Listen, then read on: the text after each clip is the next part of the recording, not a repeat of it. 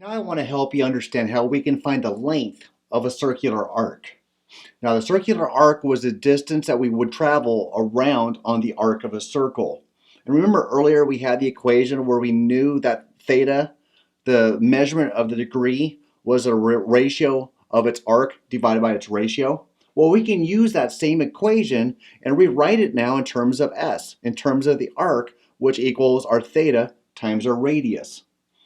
So let's look at this formula in an example that we have here. So let's say we have an example where we have a theta equals 120 degrees.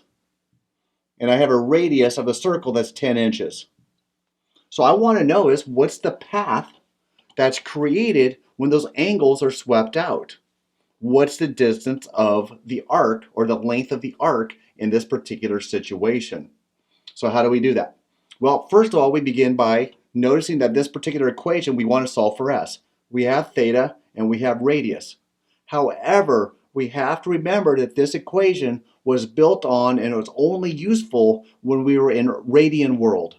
The information we were given is in degree world. So what do we do with that? Well, we take degree world and transition it into radian world. So what is 120 degrees in terms of radians? Well, I need to multiply it by the correct clever version of 1 conversion. For that one, that meant that radians will be on top. So I had pi radians.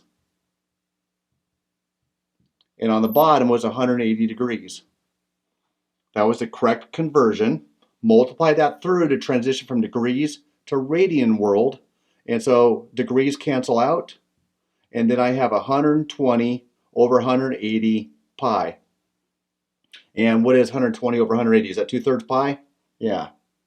So that's 2/3 pi. Radians is understood. So 120 degrees in degree world is the equivalent to 2/3 pi in radian world. Now that it's in radian world, I can go ahead and use this arc length formula that I have here. So S, which is the arc length, is going to equal my theta, which has to be in radians, and it's described as 2/3 pi times my radius, which is in the circle, which was 10 degrees. Or sorry, 10 inches.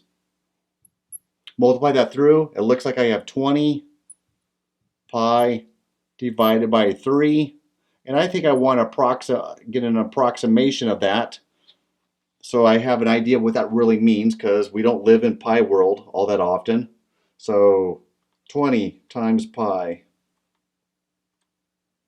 divided by 3 equals 20.94. So 20.9 is the inches, because we're still in inches. I still have inches right there. Inches of the distance of that particular length or that particular circular arc that we went through and determined. All right, that one felt a little bit more fun than the one we worked on earlier. And so I hope you enjoyed it.